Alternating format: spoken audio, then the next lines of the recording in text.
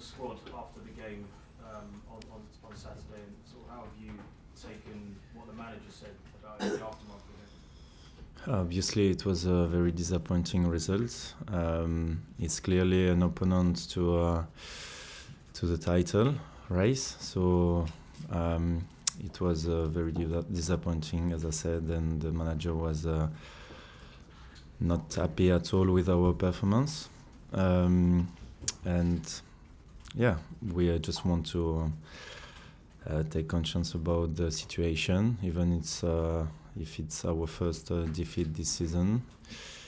It has been hard to accept it, so we want to bounce back as soon as possible, and we want to do it tomorrow in Europa League and after the weekend against Fulham. He was talking about determination being an issue and him needing to find out, and the group as a whole needing to find out why determination seemed to be an issue against Tottenham. I just wondered what were your thoughts on that as a reason for the performance and why that may have been an issue.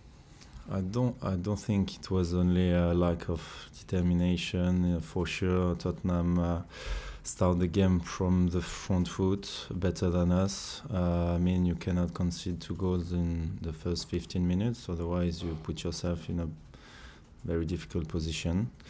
After we tried to play when we had the ball, but obviously it was not the Chelsea we used to see from the beginning of the season. So yeah, we cannot happy with this kind of performance, and I think everybody is aware about the poor performance we had, and we just want to make it right the next game. Andy?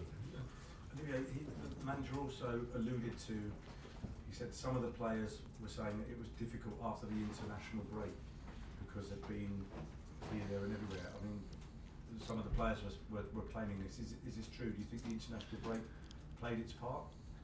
I didn't heard about this, but obviously it's always difficult to play a strong team like Tottenham after an international break. You always travel everywhere. It's tiring, to be honest, obviously, but we are professional football players.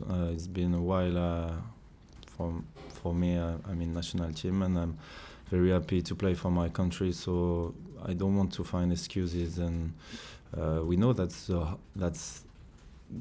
they are the hardest game after the international break for a few reasons you just said. But we don't want to hide behind this thing, and we just need to be responsible, and we already work on what went wrong on the game, and we just want to one more time make it better, right, improve, for the next games. And is your professional pride still hurting from Saturday? Because I know pros, you move on very quickly, but this one seems to be hanging around a bit, the after effects.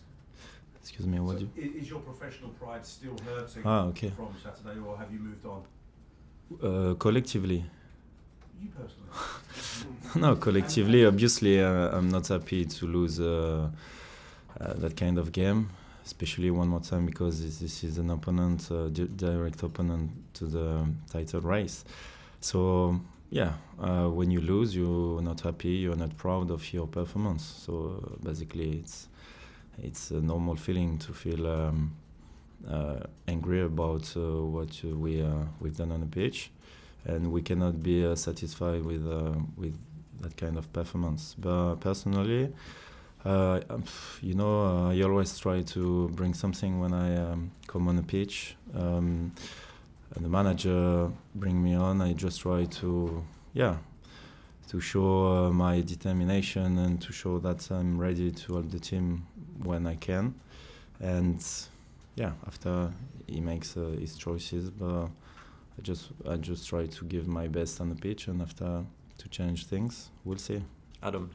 Olivier, it's normal when a new manager comes that it normally takes some time to understand exactly what he wants you to do. We saw that at Manchester City with Pep.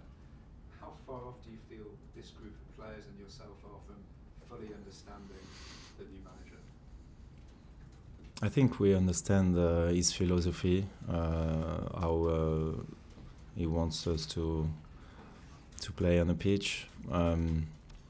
Basically, it's all about following the ball, pressing high, covering the ball, you know, being compact. And obviously we didn't make it against Tottenham, so we need to come back to these main things, you know, these main principles. And yeah, we are. The message of the coach is quite clear. It's just about commitment, implication after doing things right on the pitch. So yeah, I think we are not far that what we can do, but what he wants us to do on the pitch. But yeah, you always obviously can improve yourself, but the message is clear, and I think we understand it. It's not because we lost that we have to question about are we ready about the manager's philosophy. It's just a mental problem. I mean, we were not ready to play this kind of game. That's it. Why were you not ready? Because I don't know. If I had the answer, maybe I could be in the staff. No, to be serious, that is maybe one of the reasons we've been caught straight away from the start. You know, when you are not ready in the head to play that kind of game, things can happen. So that's one of the explanations I can give it to you today. Liam. Olivier, clearly Saturday wasn't the kind of day you take positives from, but you've scored 3 goals in your last 4 matches now personally. You had a tough start to the season, obviously, with not much preparation time with the World Cup, but do you feel that you're getting a bit of momentum now? Oh yeah, obviously as a striker, it's always nice for the confidence to score. Obviously, I cannot be happy with the result on the weekend, but it's always interesting to come on the pitch and being decisive, efficient. Yeah, personally, I had a difficult preparation because I had to come back after the team, but I was not the only one, so I had to be patient, to work hard at training. After I had the opportunity in October, I think after the international break, to play 4 games in a row in Premier League.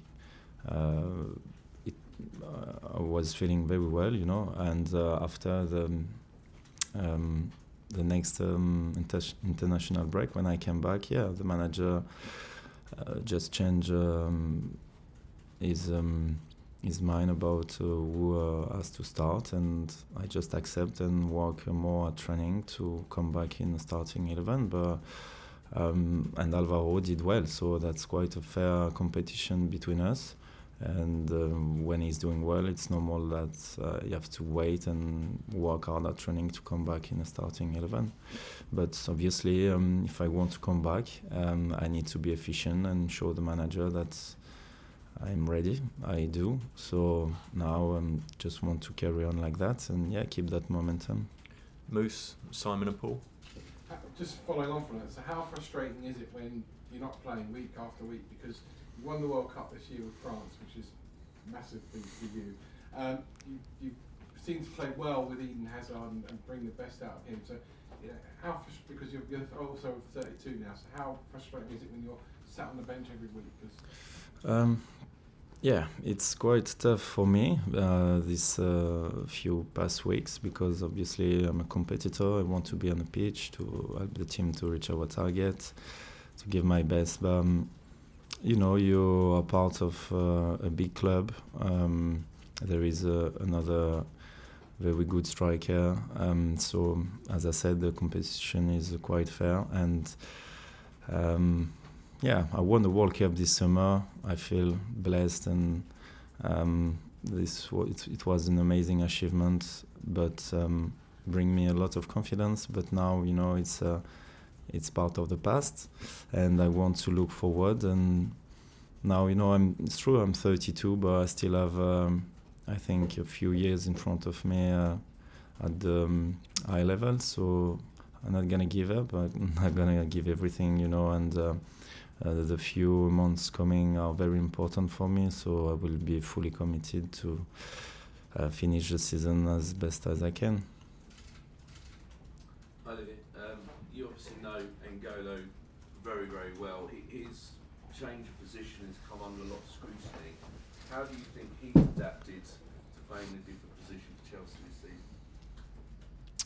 I think N'Golo can play every single position on midfield, from my point of view. In manager philosophy, you know how he wants us to play. Jorginho, I mean the holding midfielder, Jorginho or Cesc, are playing a very important part in our game. So maybe in the manager's mind, N'Golo is maybe more efficient in playing that position box to box. He can be more efficient carrying the ball, you know, finding passes between the lines. And obviously we know how fast he is, so when he recovers the ball, he can perforate the lines. So that's one of his main strengths as well. So I think it's a good position for him. He just needs to be maybe more selfish around the box, edge of the box, when he have the opportunity to shoot. And I'm pretty sure he will score more goals. But we know that it's not his main strength, but it's very important for us in recovering the ball. You know, he's everywhere, and yeah, I mean, we don't need to question about ourselves about. I think his position. It's just we need to adapt about what wants the manager. And we'll finish with Paul. Olivier, it's another London derby on Sunday, this time against Fulham. What kind of response do you expect from the Chelsea players, and do you as players still feel you can catch a team like Manchester City, even though the gap is 7 points? We are only in November, you know, and there is a lot of game and points to gain. So yeah, we're gonna fight till the end, trust me, and we're gonna take the game one by one, step by step. We want to make this gap smaller. We will have a big game on the 8th of December against City, as you know. But before, obviously, we need to win this derby. It's always massive to play a derby, especially Fulham, who is a team not in a very good position, so they will want to bounce back. You know, I think they won the last game, so maybe they are back. And yeah, we are ready. We want to make things right and make our supporters more proud of us after this game. Thanks, everyone. Thank you.